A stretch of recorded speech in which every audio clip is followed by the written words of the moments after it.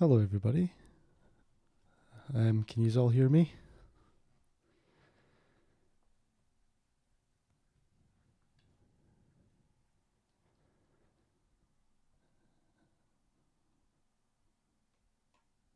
Brilliant. Okay, so at least the audio's coming through. Hello again to everyone who's joining us from the previous sessions, and hello to anybody new as well. I'm just going to take a couple of minutes to make sure that there's nobody going to join in halfway through an explanation of something, and we'll see how it's all going. But how is everybody tonight? You all staying safe?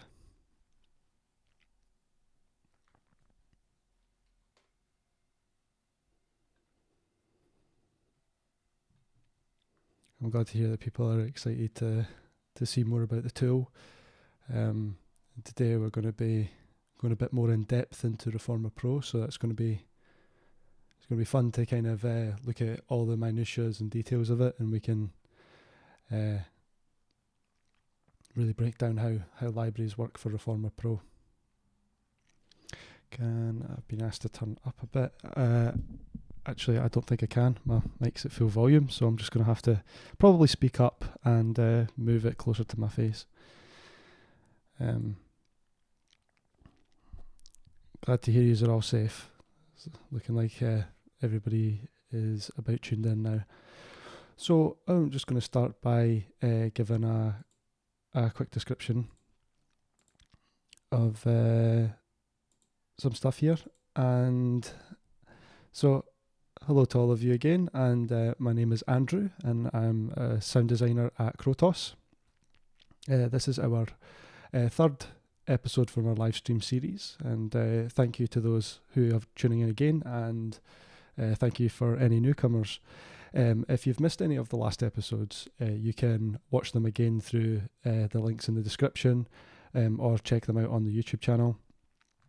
But for those of you who don't know us, we are Krotos, and we are a software company based in Edinburgh, Scotland. We develop products for post-production, games and music, and our mission is to change the way that people design and perform sound, and helping to make it faster, easier and more inspiring.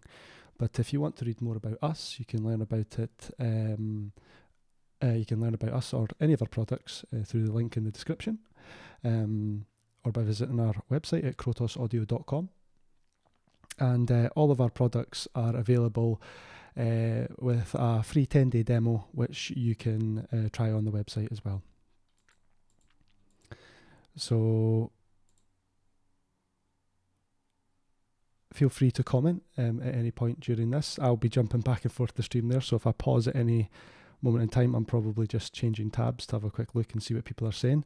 I'm hoping to keep this kind of a bit more discussion based, where I do a library and come back and see what people think, see what they see if there's anything that they want to ask questions about, or why I've done something.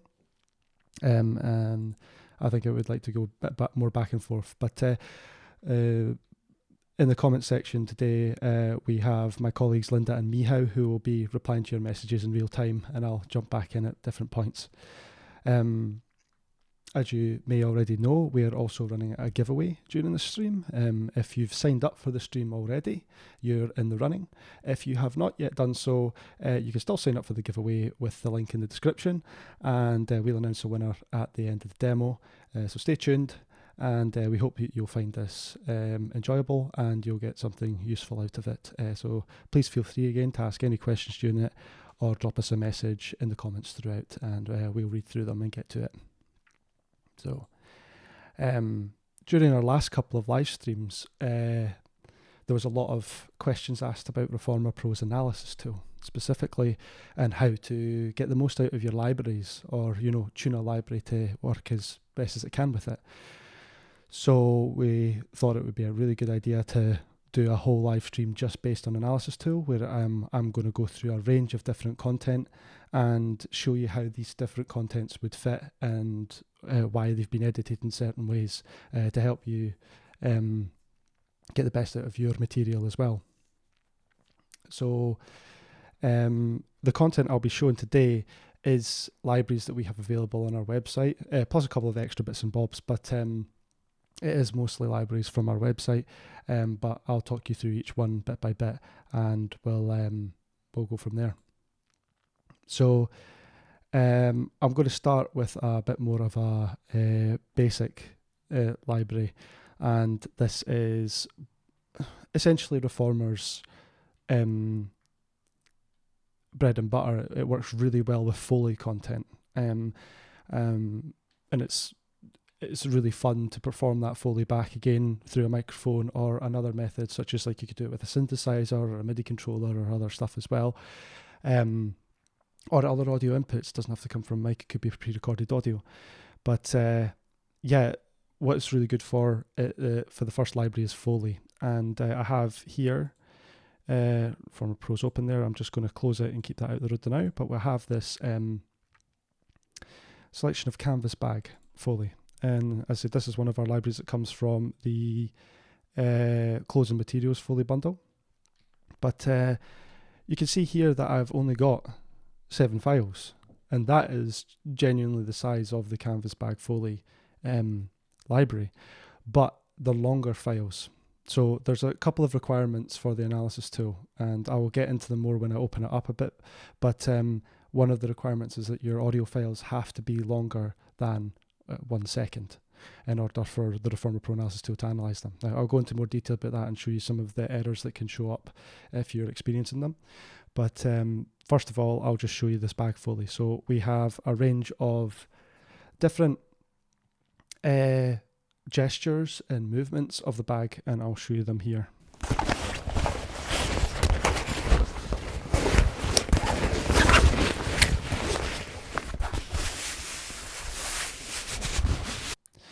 So that's a mixture of kind of close mic'd rubbing and general like gentle, more ambient kind of stuff with it.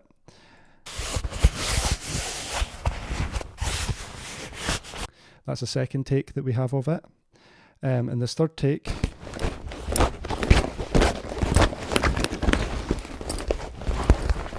it's got more jostling and movement. It's a little bit harder. And you can also hear other elements of the bag, such as the buckle jangling in it, and maybe some of the flaps and straps kind of like hitting off of the bag.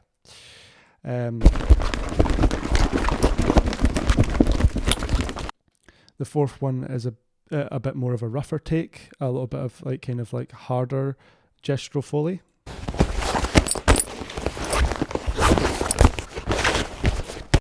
Number 5, more belt buckle. And again, more buckle and harder hits, and the same goes for take number 7. Now, you can see that that's a wide range of content, and it's honestly what I would recommend for Performable Pro. The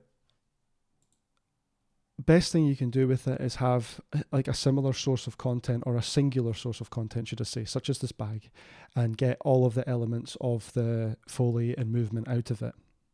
So as you heard, like harder hits, softer touching, more gentle kind of stuff, but then also jostling, moving about with it. Think of all the ways you would normally do Foley for a scene, but not for like not in the way of like, oh, just one scene, but like what all the ranges of bag you would want to do for different things, like an army scene where everybody's running and it's all jostling, or maybe something more sensitive where someone's opening a bag and putting their hand inside and stuff.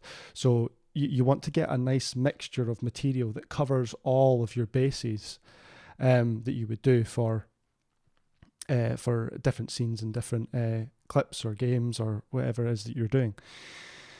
And then once you've got this circumstance, it was really easy. I just kind of edited it into gestures. So you can see here there's like a harder bit and it goes into the softer bit. I just kind of cut based on where I felt the material like a bit dropped off. Like I could maybe chop this a little bit short. Like right there's a little bit of a break, and I could maybe chop it there and then have like the softer material bit there and then a bit of more harder stuff. It's up to you, but in this circumstance, Performable Pro will work fine whether it's connected together or not. It's all just about getting as much material as possible for it. So you would then just, in your DAW, whatever it is, I'm using Reaper at the moment, you would render out to a folder.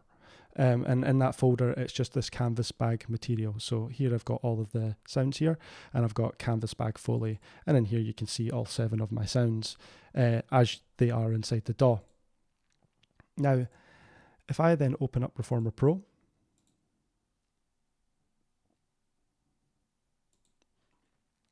and once we've got this open, you'll open up your default library and all that stuff, and everything will be loaded in. But at the top right hand corner, just next to this, there's a little basically book icon, kind of page icon, should I say. You click on that and it will open up the analysis tool. Now, you can do the choose folder and then go through your files and find it, but I'd like to just grab the folder, drag, drop it in, and then it immediately finds it and will reference that location you've got your sounds in. So no matter what you do with Performer in this circumstance, if you've got your files in a certain location, like on an external drive, on your main hard drive in a folder or whatever, they must stay in that location so that Performer can always reference where those sounds are. And then the second bit is this sample rate section. And the different sample rates aren't doing anything to the sound files themselves. So these libraries have all been recorded at 192 kilohertz. Ticking these different boxes doesn't change the original sample rate. It just changes the sample rate of the database that it's going to use inside the DAW. So for example, I'm working in a 48K session at the moment, but I might work at 96K. I would tick 96 and 48 if we were going to be jumping between those two. Or if you wanted to use it on anything, but it only refers to the sample rate inside your DAW. So yeah, that's a nice kind of like to know that you're not doing anything to your samples, you're only doing it to how it's going to react inside your DAW. So I'm going to just only tick the 48K just now because it's the only one I need. You can come down here, thumbnail, and click for a custom thumbnail. If you do, it will cause a pop-up, and the pop-up will, you can then search through that to find where you're keeping your thumbnails. It does have a requirement that it must be 56 by 56 pixels. You can do that in any kind of video edit, picture editing thing that you're using. I'm not going to bother doing that just now because, I'm not going to add I've not got any custom thumbnails ready. So if I then click create, it will bring up a library name, and it's want to call it Canvas Bag Foley. I'm just going to call it Canvas Bag the new, and I'm going to put ATS at the start of it. I want to keep it at the top of the libraries at the moment so I can just access it quickly and show you how this works. So start that. It's going to create the library. Click over here.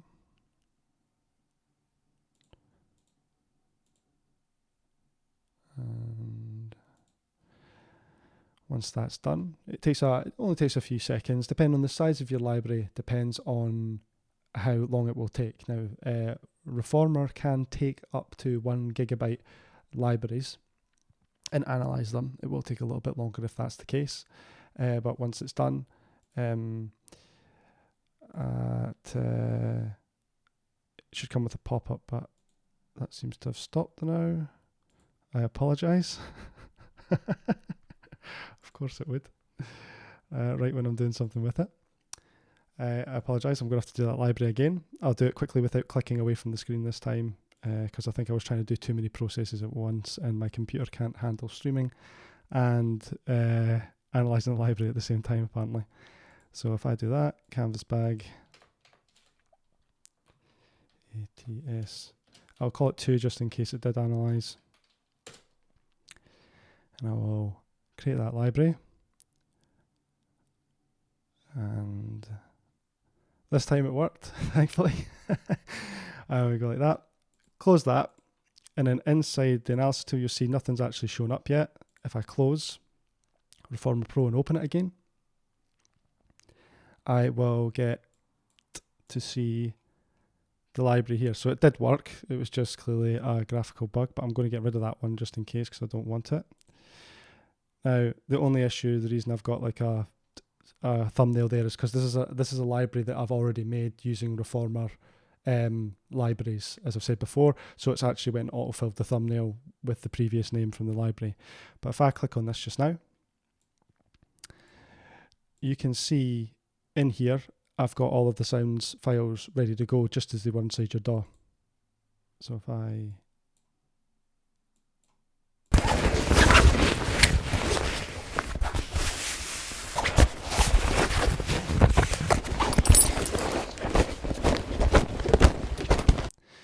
can sample all of the files that I've made, and I can also change the size of them, how long I want the actual file to be, up until that 1 second limit I went and said. So you can see 1 second of that file is only there.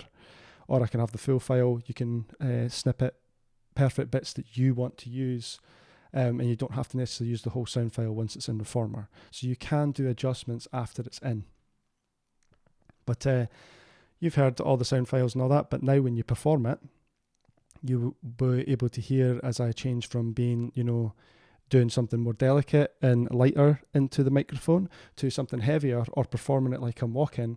You'll notice that the library now actually just follows the amplitude input from me and like the envelope that I'm using. So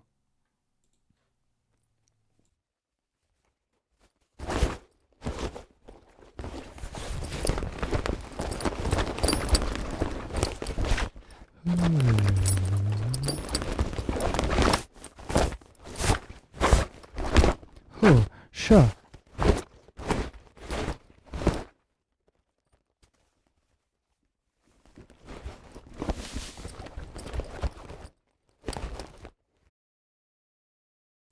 So you can see the difference there, that when I am being more delicate with the input, or whether I'm doing like forceful kind of walking movements, it's actually calling upon parts of the sound files that I'd already analysed and put in.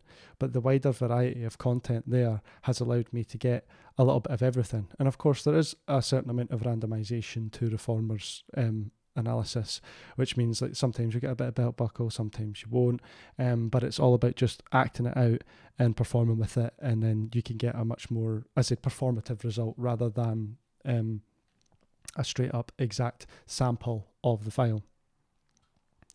So that's easier content to deal with, and so yeah, I'm going to look at the second set of content here, which is going to be gun foley. Now, in this circumstance, we have, it's actually what I've had more customers ask me about when they've asked for like ideas on how to get their libraries working in Reformer. It tends to be smaller, more intricate sounds that are very short. So I have this plethora of gun sounds here, and I'm going to play this first sample. So there's one reload, 2, 3, you can have hundreds of them.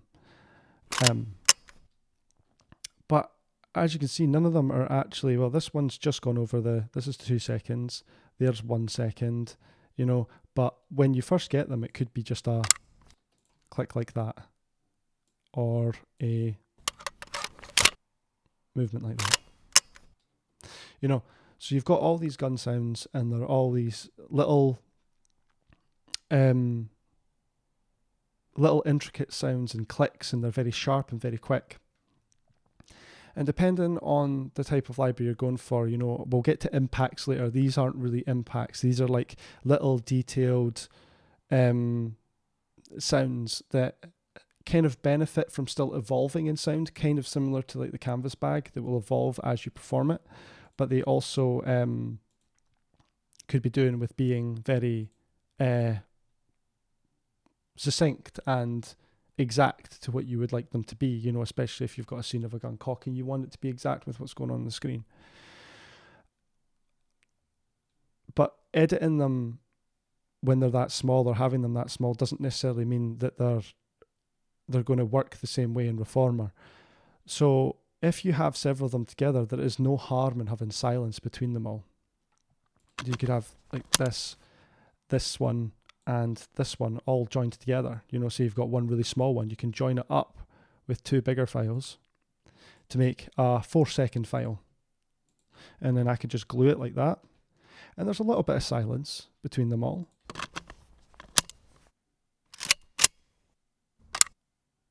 But it's generally not too much. In that circumstance, Reformer does ignore the silence. It doesn't think about it at all. And it's all to do with just ratios of how much silence. If you put in a really large file of silence and a tiny little bit of audio, it's going to think that the whole of the audio is silent. That's just the way it is. But in this circumstance, there's a lot of little movement and poppy content, and it's like other bits of detail, like the touching of the magazines, or the slight click as it starts to go in, and then the full click as it hits. So you maybe want to edit all of these together. You can get away with doing this with it, just grouping them all up into much more manageable files and then rendering them all out. Now, the only thing I wouldn't merge them with is completely dissimilar content. That all works because it's the tone of the AK-47. But on the other end of it, I've got like a Beretta pistol here, or I have a Dragunov. Now, the Dragunov might sound similar, but I wouldn't recommend merging or consolidating into one clip that is of like content that's of different makes or different recordings altogether. So all the AK came from one recording, all of the Dragunov came from one recording. And so I grouped them together and it works really well. Now you can then put them all into one library in Reformer, which we did. The gun foley library is all of these guns in one thing. So you've got everything from this to like spaz shotgun, like cocking and stuff like that as well. So there's a lot of different variety there. But at the end of it, I still recommend that you keep like the AK separate, the Dragunov separate, and all that stuff. If you wanted to be more detailed, you could put them in separate folders. So once you render them out, I do have this gun foley folder with everything in it. You could separate that into separate folders and analyze one folder at a time. So only AK-47 foley, only Dragunov foley, and you would have distinct exact Reformer libraries. And that might be the way you want to go for exact detail, but in this circumstance, it was more of a I just wanted a lot of evolving clicks and textures because I wanted to use it more in an abstract way for like little mechanical noises and stuff like that as well. So all the sounds together actually work really well. It depends on what you're trying to get out of the library as well. So that's just something to consider with your content and what you're wanting to do with it. It depends on it. Make it both ways in some circumstances. We've done that with other libraries as well, where I've got the fruit and veg library. It's got all the different types of fruit and veg, like squashing, crunching, stabbing, all in one library, but also I have it as each individual squash library, only crunchies library, and that way you can get the exact performance you want from it. Once you have it all there though, as I said before, you can just then open up the analysis tool and drag and drop it in. So I'm going to show you this library analyzing because this is one of the pop-ups that happens when a library doesn't fulfill all the requirements that Reformer needs it to. So 48K, and we're going to create it, and we're going to say ATS gun foley. There we go, and we'll let that analyze. That'll take a couple of seconds, so I'm going to have a quick look over here. And as soon as I've done this library, I'm going to go and have a look at some questions and answer some of the steps so far I went through, because it's already quite a bit of information.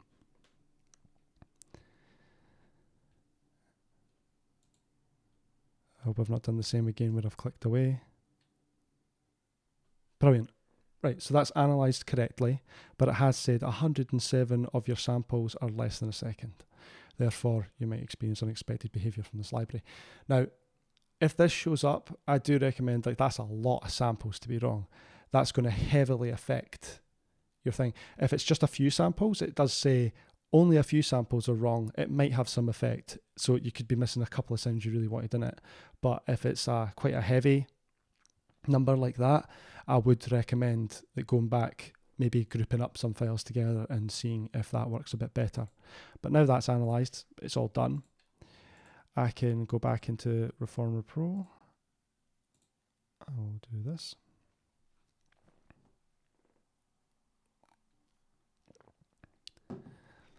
And we can see here ATS gun foley. I'm just calling it analysis tool stream, just so anybody knows ATS. It's not anything specific. And again, in this circumstance, I was saying how you could change between libraries and you could maybe make individual ones. You could mute all of them and then only unmute all the AK-47, and then you'd only have an AK-47 library.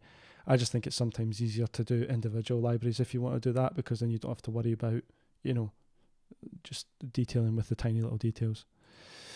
But yeah, so that's the library there. And now if I perform it, you can hear like all those little pops, clicks, and all the different sounds I did before will actually sound like this when you perform it.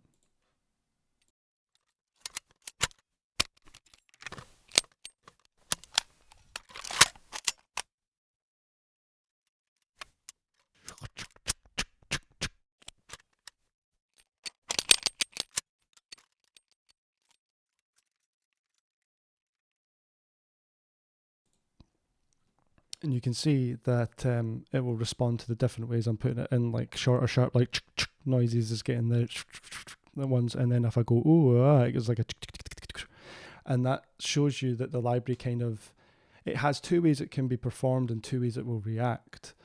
And that is that if you maybe perform it similar to the same way that you would expect the sound to be, you will get that result. But if you then perform it in a different way with long held notes, the result is going to be a lot more weird, mechanical, intricate parts. And I think that's the fun thing about Reformer, is you can have an experimental library and a fully functional library all at the same time. So I'm just going to head over to a lot of the a few of the questions now and see what's happened. So where is that question? How many files need to be in that folder? Mihaw's answered that question, I think, but just so I can't see where that was actually answered, so I'm going to say as long as there's only one file in the folder. It could be 1 5-minute file. I've done that before, and it will still analyze it completely and use it. I've got a bonfire library that's got just one file in it, and that works perfectly because all of it is just changing and modulating the whole way through. That's the kind of content that works really well with one file. The other one is when you perform, does it follow pitch as well?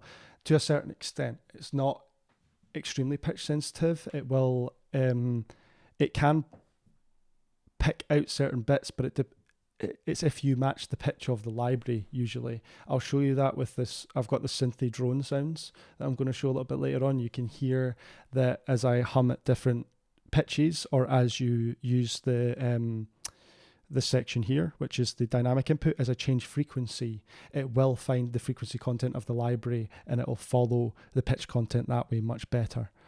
So it kind of does, but it's not always an exact science to it.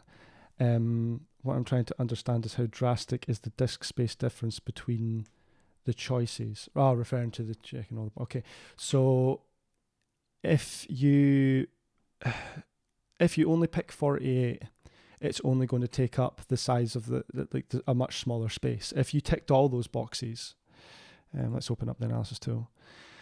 If you tick all of these boxes, it's going to take up about the same size of the library again, essentially. It's about that. So if you've got 192 kilohertz and the folder that you have originally is about, let's just say it's like 500 kilobits. The size of the folder with all of them clicked for the databases will take up 500 kilobits as well. So it's about equivalent to the same size, roughly. It's not always exact like that, but in that case, it's if you tick them all. But if you only want 48K, for example, I streamline myself with it. I will only tick like 48 and 96 and 90% of the time, maybe 44.1 if I'm going down that low. But I just usually don't bother with a few of the other sizes if you don't want it to take up that much disk space. Does it pick a selection of all the files at the same time and fade between them? Or does it take a fixed length of time for each file? I wanted to ask to see how smooth the transitions are. Okay, so this is the reason why it needs at least 1 second of length. The fadings and crossfading times is 1 second inside Reformer, and it will layer up several different sounds from the library at one time.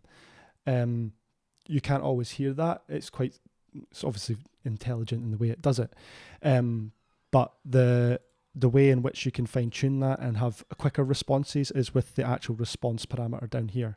So if you have if you have like you're wanting it to be quicker, like the gun foley, I could show it here actually and just give you a demo.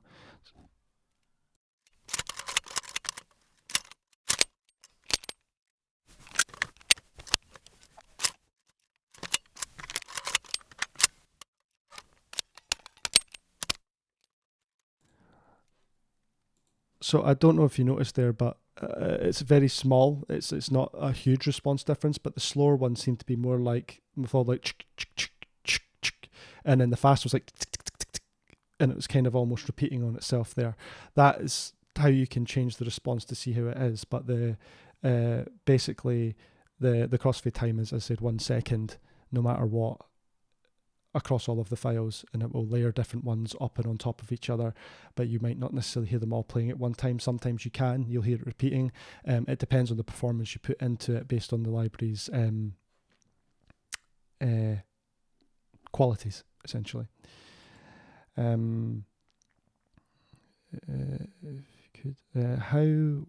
one will use Reformer Pro as a tool to design and create UI sounds from scratch compared to some other similar plugins. So with the UI sounds, I think there's a lot of different variety in UI kind of qualities. You may want some longer drones in that for the background of a UI to kind of fill out the ambience section of it, if it's in a menu in a game or a piece of software, for example. I would edit all those up as long clips, just like the bag foley. You would have long clips of drone audio and stuff like that. You would turn that into one library and separate that off to the side and call that like UI drones. Then you may have little button clicks and pushes and like clicky noises that are maybe tonally all like similar to the gun foley, kind of mechanical noises like all that kind of stuff. I would put that into one other library as well. Make sure, again, you edit them all together so they're over 1 second, put that in another folder, analyze that, make another UI library out of that. The third one would maybe be like beat-oops and tonal stuff and button pushes and things like that you maybe want. Very kind of synthy, techie sounds. I would then put that in another library and then analyze that and put it into Reformer. And then from that, you could then fill up each of these sections with each of those libraries and then merge between them all. And I'll show you that in a second when I get onto one of the other libraries, how you can merge between them and make more of a sound. It actually leads on to my next section. So I'll go on from here and show you more of the libraries and how to edit them and get them ready. You'll see how different qualities can be merged together by splitting them up into separate libraries. So I have here, this helps as well with the tonal kind of stuff as well, the synth drones I was mentioning earlier. So let's have a listen to them.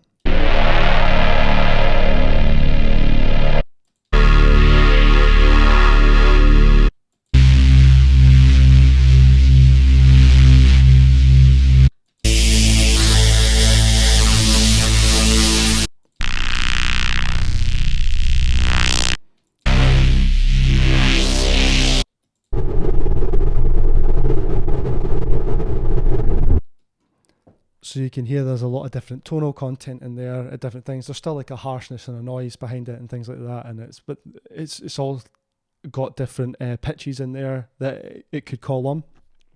And at the very end, this really cool kind of like jittery, funky noise that's going on there. And then another idea of like maybe pitch affecting it and stuff is this electromagnetic pickup stuff that I've got here.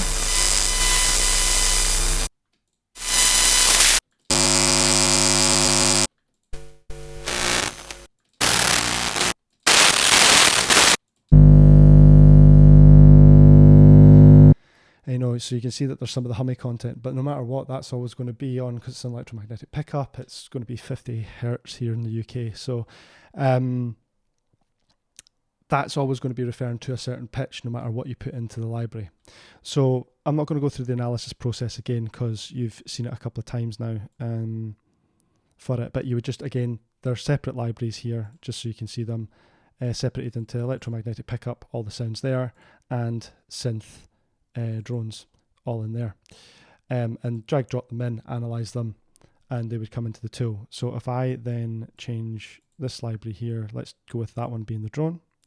And let's go with this one being the electro pickups. So I just pre-analysed these earlier. And let's see what happens if we perform them with a voice.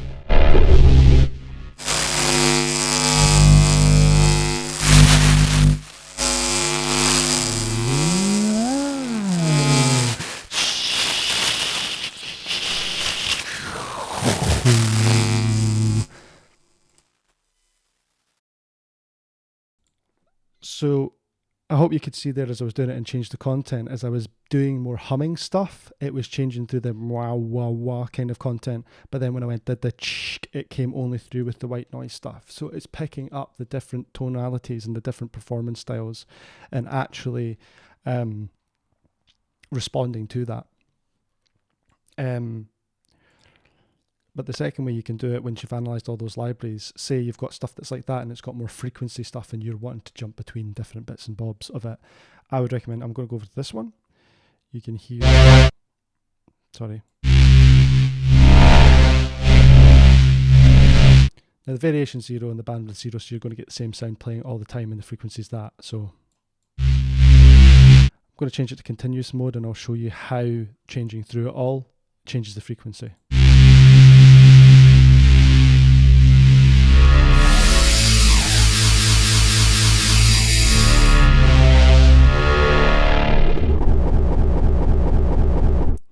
So you can hear Reformer has picked out, once you've analysed the library and all that content that's in it, the lowest possible stuff from the samples and then the highest possible stuff, and it now will filter between all of that stuff and you can show it. If you want to increase that and change it all about a little bit, you can just increase the variation.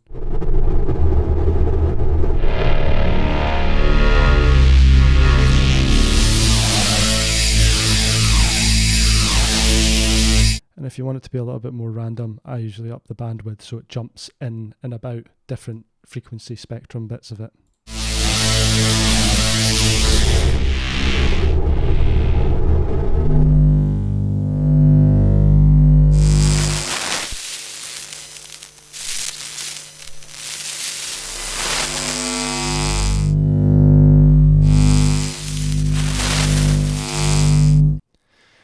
And so then that puts into your hands the performance of the tool. All the content is there, Reformer split it up, it's databased it and analysed it all, but it's all how you perform the frequency there that's going to change how the content is for that, or the settings of the bandwidth and variation and stuff like that.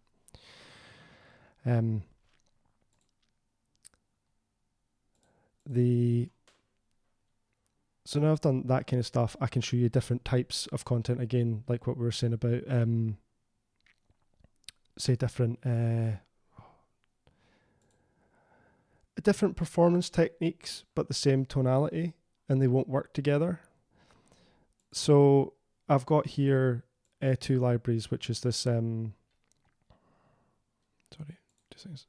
water dropping of stuff into water, so you're getting a lot of like drips and splashes and stuff like that. So let's have a listen to that.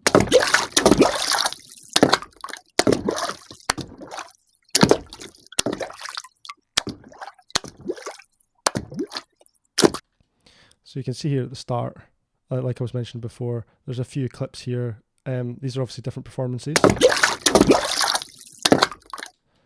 but all of them are all under 1 second. I would just grab that, join them together, so that becomes one clip. And because it's all similar content, it's all these similar splashes and hits, it's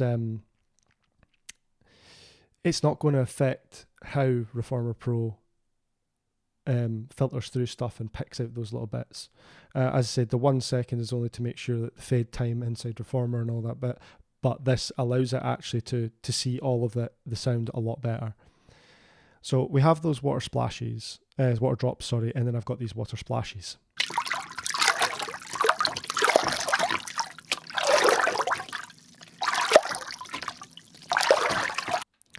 Now, the water splashes are more similar to the canvas bag content in the sense that it's evolving, it's textural, it's got a lot more going on, a lot more movement.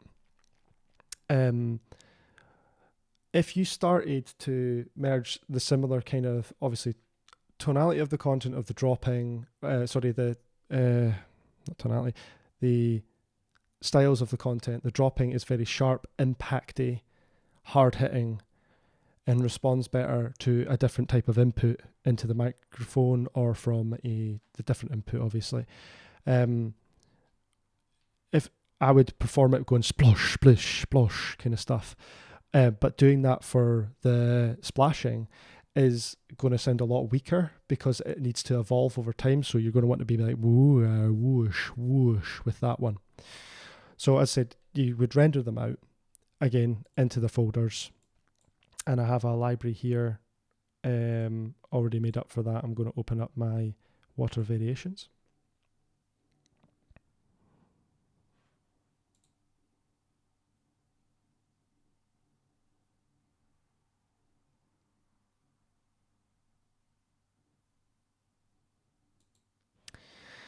And go back to this. If I start performing these, I'll switch between the microphone. I'll change the dry wet so you can hear what I'm putting in and what's going on as I perform this.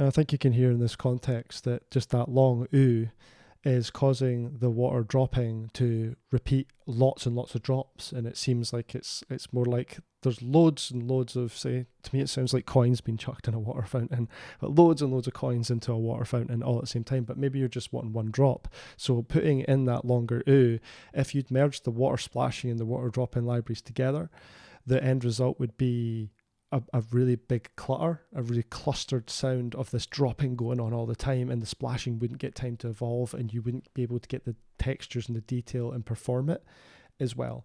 So it's about thinking ahead of what you would want to do to perform any of that stuff and how you'd want to get it. A bit of it's trial and error. You could maybe say mix one part, like say if we come here, you could mix one part of the splash, the drops in with a whole of the splash. But I always recommend in that circumstance you do like one impact sound and then a decaying kind of like movement sound in order to join the two together, and therefore it doesn't become too repetitive in that sense. But as I said, you can do trial and error and make the libraries as you wish. And then if you perhaps say you don't like a library, say I was like, oh, this library was terrible, I think that was a bad iteration to save on the disk space like you're mentioning earlier, you can just come to here and there's a little X on the side of it. You have to have the library deselected though. You can't delete the library while you have it selected. And then all you need to do is press yes, and it will delete that library from your, all the databases will be gone. It won't delete the audio files. It will keep your audio files in the same location. It's not going to affect any of that. It's just the database files. So that'll be my 48 kilohertz database will be deleted that it'll be referencing. So yeah, that's how you, like, different content and can work together. There's another type of different content that may not really work together. So say if you have, I have samples here of a dog. It's called a Texas Big Face, which is an amazing name for a dog. And I've got a mixture of grills and whimpers. And the difference between these two is obviously going to be performance type again in that circumstance. Grills are angry, they're aggressive, they're like, maybe there's like an angry dog in your game or your show that you're working on, and you're going to want the barks and the growls and all the rough stuff. And then you've got some whimpers as well. If you made them into one reformer library, the whimpers and the grills would all compete with each other, and you would end up with this really mixed idea. You might be able to get some weird monster out of it. I recommend trying it, dragging and dropping them all into one sound. You could have like yelps and grills all at the same time, pitch it down and see what it does. But in this circumstance, it's better to have them apart. So I could show you what the content sounds like originally.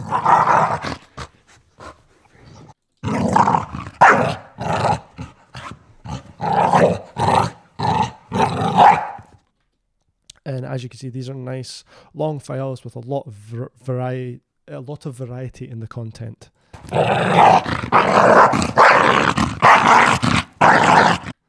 It's all sounding really vicious and really, really rich.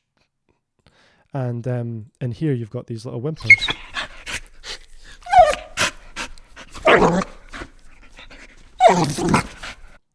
A lot more panting, a lot more sad sounding, and it's going to fit a certain mood for a dog, like maybe a dog that's coming up and, for a sad scene in a TV show. A lot of panting, a lot of texture in there. Like, this is what I'm saying about the quiet stuff, like what I was saying with the canvas bag foley.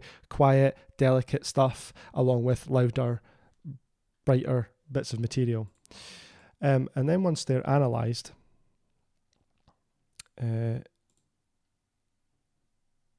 going to have a lot more variety in the content. So if I go here and you can search for one of your libraries in Reformer Pro just with the search box. I'm going to go Texas, and I'm going to put the grills there, and I'll put the whimpers across there.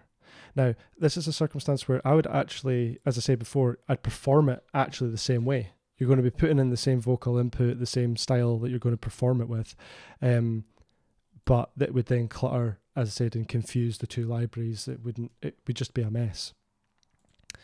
So hopefully, if I do this, you'll get an idea.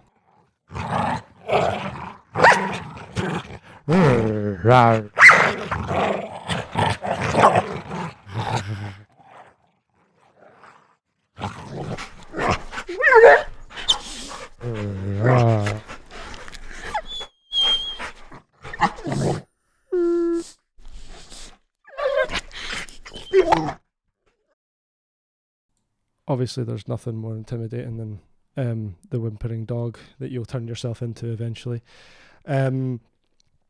So that's the way you could see I was performing it the same way with those grrrs, and still the whimpering library is performing in a similar way and getting content out of it, and therefore I wouldn't recommend merging those two libraries together. So I've got one more set of libraries to show, but I'm going to have a quick look at the chat again, see if there's anything else to get that I can follow up on. The last one I did was making a UI from scratch. This one is, does Reformer copy the files to a system folder, or it streams the sounds from the original folder? It will stream the sounds from the original folder, essentially. It's not copying anything to the system other than database, which is just essentially information about the sounds that you've got there. So, the original files, keep them in the original folder. It will always be referencing that folder. So as you can see, mine is in my documents in a Reaper folder ready for the stream. I've dragged and dropped them in there. I will have to keep them there for Reformer Pro to know where it is, and it will reference those sounds all the time and stream them and mix them and change them all out in real time. And the only thing it makes a copy of, well, not even a copy, it's a new database. which is this. The thing that's inside Reformer is the database, and that contains a reference to all of the audio files that you originally made. So that's what it's been made, and that's put into on PC. You can find that in your program data folder, which is a hidden folder. If you have any questions about that, just message me in customer support and I will tell you the exact location it is, but it's in program data, and on Mac it's in application support. Again, a hidden folder, but it's a place where we can keep all the databases, and it's the same on every machine, so you'll be able to find it in there. The recorded thermal noise of a cable is quite low, and most engineers use it as a drone exit sound for various movies, like 1917. So what role a Reformer Pro can bring to change up to upper harmonics?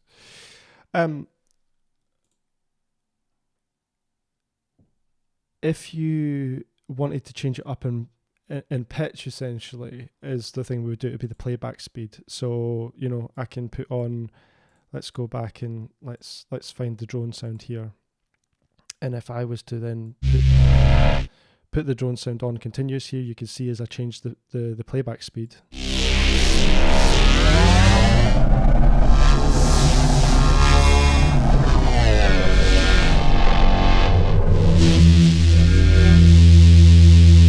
So if I take away the bandwidth and the variation there and pop it on,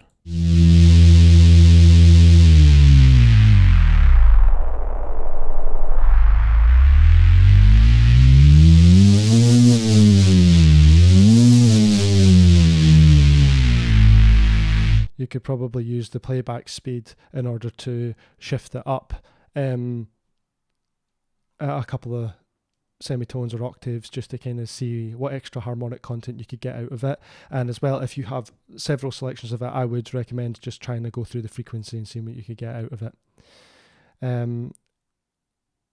Question specific to design. So can I ask how you would do the water droplets so more varied?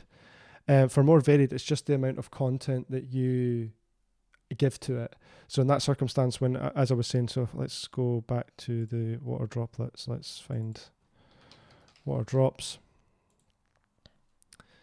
If we come over here, actually, I can show you by doing the continuous mode with water drops. Repetition.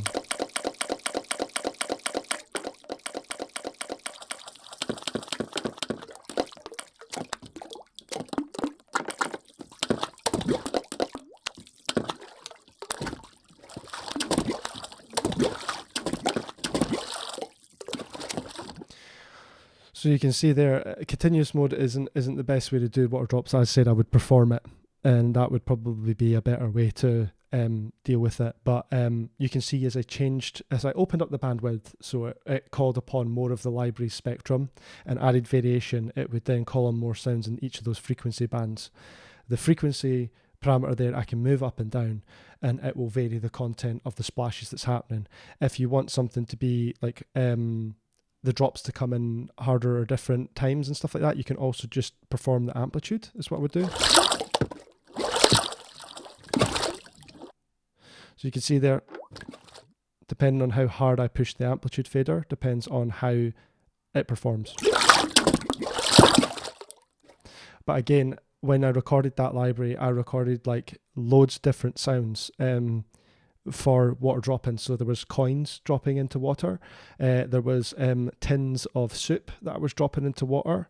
I was also like dropping really gentle things like bits of paper, like just crunched up bits of paper and dropping them on as well. So you're getting those little they're little bits of paper going on, and then obviously the splash effects that have come from the bigger things like tins and coins, and just record a variety of different tones from as heavy as possible to as light as possible, and then that way, using frequency, you would be getting the best results out of it. I'm going to move on to the last sounds because we're running out of time, and the last thing we've got here is this these glass smashes, metal impacts, metal creaks, and glass stress. This kind of follows the same thing as anything that has impacts or hits or anything like that. But the glass smash sounds are like this. Sorry, come back to here.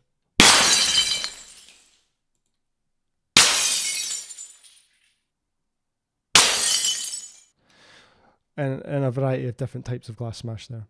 You can see there's a little bit of silence between each of those, and it has a decay sound. That's what I was saying about earlier. You want an impact with the decay sound and all the debris that comes after it. Reformer Pro will respond quite well to that if you use its transient engine, which I will show you in a second. The same goes for the metal impacts, essentially. You'll hear it here. There's the hard impact and then a decay of the sound.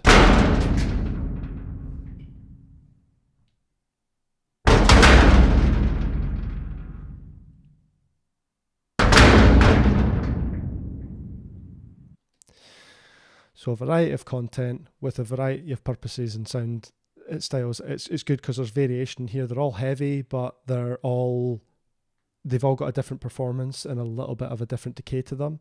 And then the same goes for like the different sounds in each container gate. You're getting different qualities from each of those bits of libraries.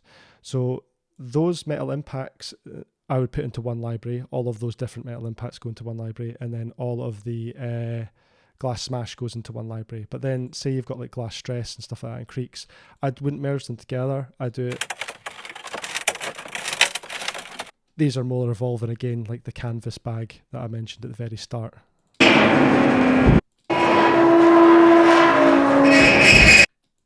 So there's a lot of different screeching, low end rumbles, crackling and moving. There's some like low end like noises as well in this library. But then when they're analysed and put inside Reformer Pro, I'm going to open a different Reformer Pro this time. I have something set up to show you. I have a preset I've made, which is I've designed for a car smashing, and you can see I've got this different mix of the glass smash, glass stress, all of them here, metal creak and metal impact. And again, these are all libraries that we have available on the Krotos Audio website. But if I've got it over here with the metal impacts sound here, and I'm going to show you how if we come down to this bit, the transient controls, you can switch these on, you can set a threshold, and now however hard you want it to, the impact to hit when maybe a harder boom comes in, but maybe say you've got a bit of metal creak here as well, that you maybe want the metal creak to come in and evolve with it, but you only want the impact to come after a certain amount of velocity into obviously the microphone or from a sample, which I'll show you in a second. You can then add variation to it and then shift between transient response, which, as I said, transient response is looking into here. You can see I've muted some of the libraries in here, and it's only looking for the actual sample. It's not merging the samples this time. It's actually finding a sample and playing it back. That's what transient control does. It will play back the samples individually. And I've added variations, so I'm not getting the same impact every single time because I wanted to see what variety I could get out of it. I did the same for the glass smash, whereas the glass stress and the metal creak, you can see these are using the voice controls instead. So if I show you this in a performance, I'll switch my mic off so you don't have me hitting it, but this is how transient control can be used.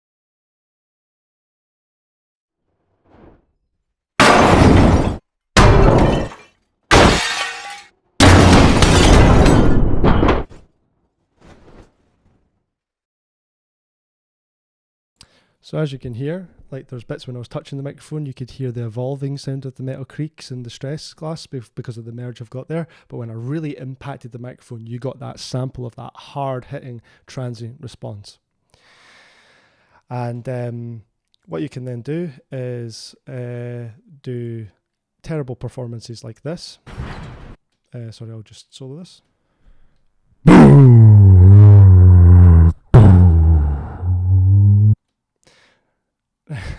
As you can see, I'm clipping that pretty hard. I'm just pushing it.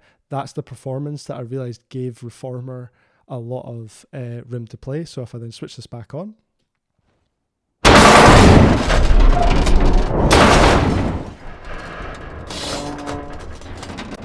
And as you can see, I've got some automation parameters, and that's what's the really fun bit. After you've got a library and you're wanting it to perform with it, you can then, I've got basically the XY pad moving, so it starts in the impacts, moves over to the creaks as the car falls, and then moves back into the impacts for another hit of the car, and then back into creaking.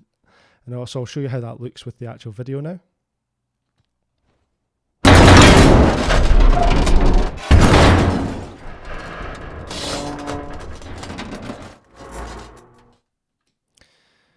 And that's like the power of the transient controls mixed with the voice controls and merging everything together, and then the right build-up of a library.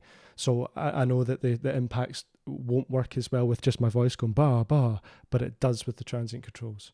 So I made a whole scene, and this is what it all sounds like with everything together.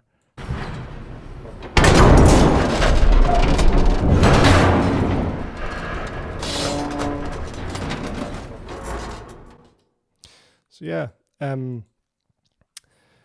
going to move back to answering a couple more questions here about it. And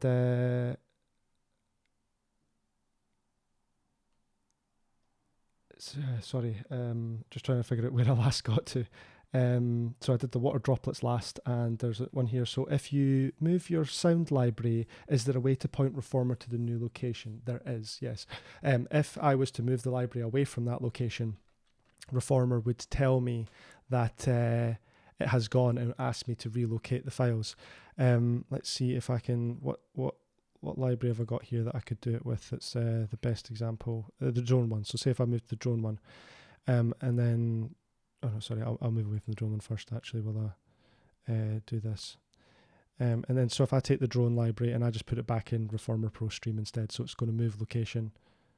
Oh, it can't because I'm in the middle of using it inside the thing. So Reformer Pro, you can see here, has hold of it. It knows it's using it. So if I was to, I would have to close everything down and take it away. If I do that, it will cut my audio to you in the stream, so you won't be able to hear anything in the session. So I can't do that just now. But basically, if you don't have a library, oh, actually, if I open up this one, this is old metal and glass smashes that I had. There you go. Some of the audio files in the glass smash library are missing. Please relocate them. You click find, and then you can follow that to, it will bring up your paths, and you can just tell it where you've moved the files to. And it's as simple as that. And if you don't want to, say like it's an old library and you're like, oh, I've been meaning to delete that database, it's a nice reminder, and you can just click later and you can deal with it then. If you were to add more files to a folder that Reformer Pro had already analysed, would it require analysing again? Yes, it would. I would actually delete the old database.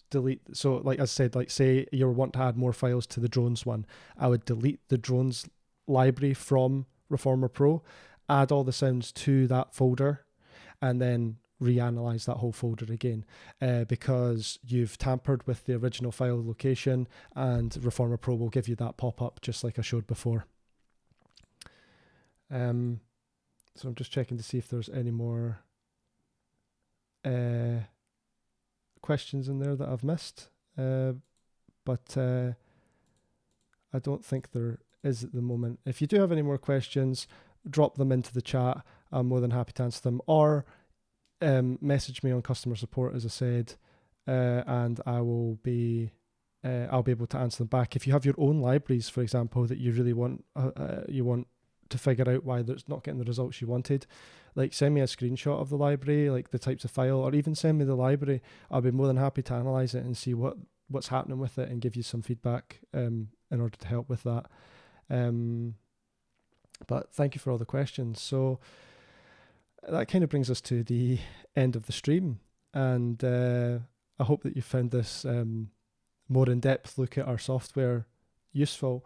And if you did, tell us in the chat, tell us in the comments later on, give me a message, and we'd just love to hear about whether or not you're finding these useful. And if that's the case, we could look at doing another one for another piece of software. Actually, yeah, just message us and let us know what software you'd like to see next, what more in-depth looks you would like us to go into in different parts of the tool. But we're going to go and look at the the giveaway time. So we're at the raffle, and I just realised that I didn't get my drum roll ready this week again. So I apologise to anybody who thought I would get that done. I've failed. But we're going to give away a copy of Reformer Pro now, and Linda is going to be checking in for that one. And the winner is Finlay McPherson. So if you are in the chat, Finlay, raise your hand or drop a comment, should I say, and Linda will get in touch with you just now. I'm just making sure that you can see everything. Oh yeah, actually, yeah, if he's not here at the moment, we can see that we're going through it. We'll find it just now. You can email info@krotosaudio.com to get more details on everything there. Just keeping an eye on the chat. Yeah, Linda's now messaging in the chat. Oh, I'm glad to hear you all found it useful. Thanks for the words of support, Audio Birdie, and Valaton. There's many others there. Anirban, Adrian, thank you, and Operate as well. Thank you so much for all your help there. Just tuning in and watching this. I'm going to just wrap it up there, and in a second, sorry, need to chat to my team.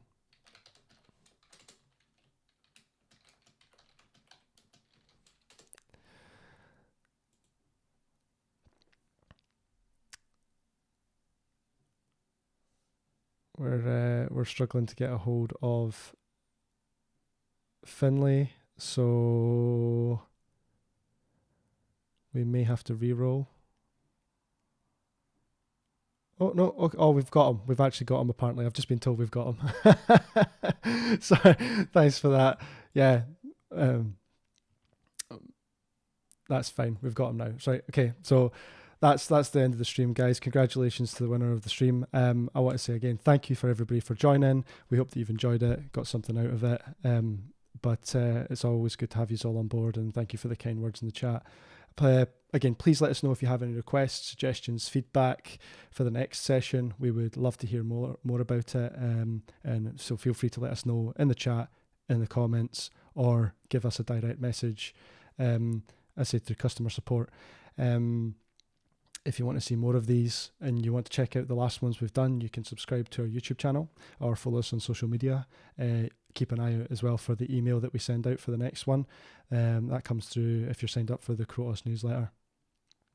If you have any questions about the software or any other software that you didn't see today, again, just drop us a message on customer support and we'd be happy to look at it. If you want to check out any of our products, you can go and see all of them on krotosaudio.com. Don't forget to have a look around our website for our current special offers, and you can also get that free download, free 10-day download of the demo software. Thanks again for watching, everybody, and I hope you're all staying safe and well, and we'll hopefully see you again for a future live stream.